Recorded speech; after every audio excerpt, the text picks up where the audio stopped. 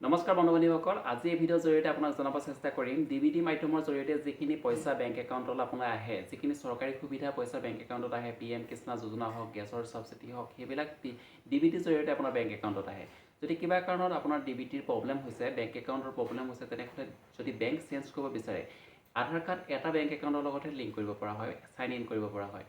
ডিবিটিৰ লগত এটা বেংক একাউণ্টহে যোগ কৰিব পৰা হয়। যদি আপোনাৰ বেংক একাউণ্টটো প্ৰব্লেম হৈছে, তেনেহ'লে আপুনি বেলেগ এটা বেংক সংযোগ কৰিব পাৰে।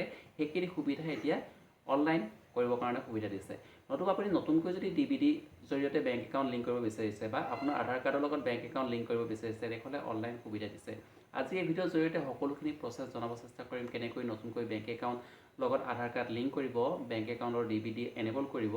লগতে আপুনি পুৰণা বেংক একাউণ্ট যদি এড হৈ আছে, সেই বেংক একাউণ্টৰ জৰিয়তে লগত বেলেগ এটা বেংক একাউণ্ট যদি আপুনি লিংক কৰিব বিচাৰে, তেনেহ'লে কেনেকৈ লিংক কৰিব, সকলোখিনি ভিডিঅ'টোৰ জৰিয়তে জনাব চেষ্টা কৰিম। ভিডিঅ'টো শেষলৈকে চাই থাকিব।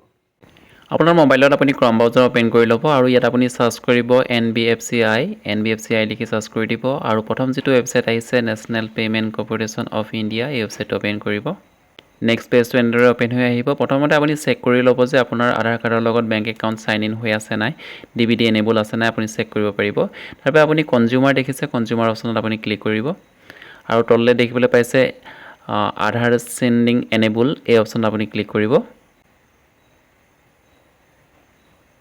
নেক্সট এই পেজটো আহি যাব। আপুনি ছাইড বাৰত দেখিবলৈ পাব আধাৰ চেণ্ডিং এণ্ড ডিচেণ্ডিং দেখিবলৈ পাইছে, একাউণ্ট ডিটেইলছ আপুনি দেখিবলৈ পাইছে, আধাৰ মেপিং ষ্টেটাছ দেখিবলৈ পাইছে।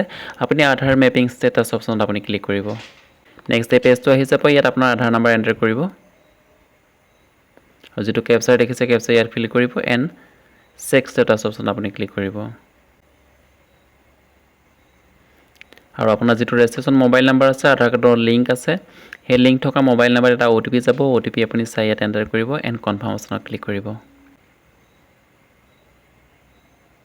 তাৰপিছত আপুনি দেখিবলৈ পাব আপোনাৰ আধাৰ কাৰ্ড বেংক একাউণ্টৰ লিংক আছে নাই। যদি এনেদৰে দেখিবলৈ পায় যে লিংক আছে, এনেবল ফ্ৰম ডিবিটি এনেবল আছে আৰু কি বেংকৰ লগত আছে, ইণ্ডিয়ান পোষ্ট বেংকত কেতিয়া লিংক কৰিছিলে, সকলোখিনি ইনফৰ্মেশ্যন দেখিবলৈ পাব।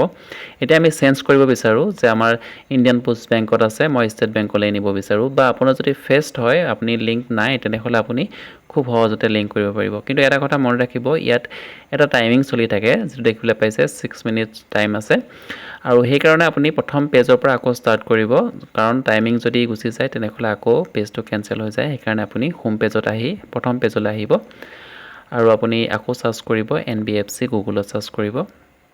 তাৰপিছত national payment corporation of India, এই ৱেবছাইটটো অ'পেন কৰিব।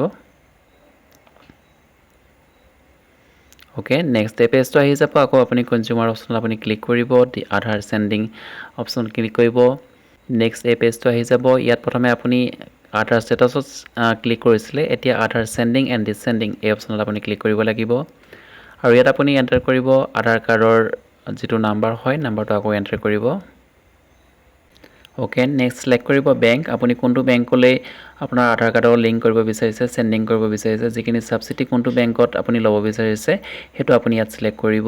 আপুনি বেংক একাউণ্ট লিংক কৰিব বিচাৰে বা নতুবা বেংক একাউণ্ট চেঞ্জ কৰিব বিচাৰে, যিটো বেংক একাউণ্টৰ লগত আপোনাৰ বৰ্তমান ল'ব বিচাৰে, সেইটো বেংক একাউণ্ট ছিলেক্ট কৰিব। অলৰেডি মই ইণ্ডিয়ান পোষ্ট বেংকত আছিলে আৰু মই এতিয়া ষ্টেট বেংক কৰিব বিচাৰোঁ, ইয়াত মই ষ্টেট বেংকত ছিলেক্ট কৰি ল'ম। Okay, state bank of India. Next আপুনি ইয়াত একাউণ্ট নাম্বাৰ লিখিব লাগিব আৰু একাউণ্ট নাম্বাৰটো আপুনি কনফাৰ্ম কৰিব লাগিব। দেখিছে, কনফাৰ্ম একাউণ্ট নাম্বাৰ। তাৰ আগতে আপুনি এটা কথা মন কৰিব লাগিব যে আমি চেণ্ডিং কৰিম নে ডিচেণ্ডিং কৰিম। আমি এতিয়া চেণ্ডিং কৰিব বিচাৰোঁ।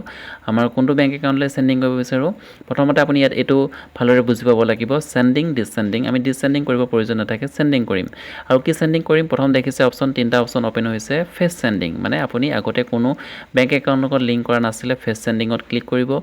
যদি মুভ কৰিব বিচাৰিছে ক'লৈ, ছেম বেংক একাউণ্ট, ছেম মানে বেংকৰ একাউণ্টলৈ চেণ্ডিং কৰিব বিচাৰিছে, ছেকেণ্ড অপশ্যনটো যদি মুভ টু মানে বেলেগ এটা বেংকৰ পৰা, ইণ্ডিয়ান পোষ্ট বেংকৰ পৰা ষ্টেট বেংকলৈ কৰিব বিচাৰিছোঁ, থাৰ্ড অপশ্যনত আপুনি ক্লিক কৰিব লাগিব। চ' মই এতিয়া থাৰ্ড অপশ্যনত ক্লিক কৰিছোঁ, কাৰণ ইণ্ডিয়ান পোষ্ট বেংকৰ পৰা মই ষ্টেট বেংক অফ ইণ্ডিয়ালৈ ট্ৰেন্সফাৰ কৰিব বিচাৰিছোঁ, সেইকাৰণে থাৰ্ড অপশ্যনত। চ' এতিয়া আপুনি ইয়াত একাউণ্ট নম্বৰ কনফাৰ্ম কৰিব, একাউণ্ট নম্বৰটো লিখি ল'ব, কনফাৰ্ম একাউণ্ট নম্বৰ লিখিব। এই কথা কেতিয়াও ভুল নকৰিব, ফেচ চেণ্ডিং আৰু ছেম বেংকৰ আৰু মানে বেলেগ বেংকৰ, সেইটো আপুনি ভালদৰে মন কৰি ল'ব। তাৰপাছত ইয়াত কনফাৰ্ম একাউণ্ট নম্বৰ লিখি ল'ব। তাৰপিছত যিটো কেপচাৰ দেখিছে কেপচাৰটো ইয়াত ফিল কৰিব আৰু ওপৰত যিটো টিক মাৰ্ক দেখিছে ইয়াত টিক মাৰ্ক কৰিব আৰু আপুনি টাৰ্মছ এণ্ড কণ্ডিশ্যন একচেপ্ট কৰিব লাগিব তাৰপিছত আপুনি ইয়াত দেখিছে টাৰ্মছ এণ্ড কণ্ডিশ্যন এগ্ৰী কৰিবৰ কাৰণে আহিছে এগ্ৰী টাৰ্মছ এণ্ড কণ্ডিশ্যন এই অপশ্যনত ক্লিক কৰিব আৰু আপোনাৰ আধাৰ কাৰ্ডৰ যিটো মোবাইল নাম্বাৰ আছে তাত এটা OTP যাব OTP আপুনি ইয়াত কনফাৰ্ম কৰিব নেক্সট ইয়াত দেখিবলৈ পাইছে আপোনাৰ ইণ্ডিয়ান পোষ্ট বেংকৰ পৰা ষ্টেট বেংক অফ ইণ্ডিয়ালৈ ট্ৰেন্সফাৰ কৰিব বিচাৰিছে আপুনি কনফাৰ্ম কৰিব আকৌ চাই ল'ব যে হয় ওকে কনফাৰ্ম কৰাৰ লগে লগে সেন্ডিং ষ্টাৰ্ট হৈ যাব আৰু আপুনি অকমান টাইম ৱেইট কৰিব এই সেন্ডিং কমপ্লিট হ'বৰ কাৰণে অকমান টাইম লাগিব তাৰপিছত আপোনাৰ যিটো ৰেফাৰেন্স নম্বৰ দেখিবলৈ পাইছিলে তলত আকৌ আপুনি ৰেফাৰেন্স নম্বৰটো দেখিবলৈ পাব আপোনাৰ সেন্ডিং কমপ্লিট হৈ যাব আশা কৰিছোঁ আপুনি কেনেকৈ নতুনকৈ বেংক একাউণ্ট লিংক কৰিব বা বেংক একাউণ্ট কেনেকৈ আপোনাৰ এটা বেংকৰ পৰা আন এটা বেংকলৈ ট্ৰান্সফাৰ কৰিব পাৰিব সকলোখিনি প্ৰচেছ বুজি পালে কেতিয়াবা এৰৰ দেখাব পাৰে আৰু আপুনি মাজে মাজে ট্ৰাই কৰিব লাগিব কাৰণ অফিচিয়েল যিবিলাক ৱেবছাইট হয় এইবিলাকত কেতিয়াবা এৰৰ দেখায় Thank you so much.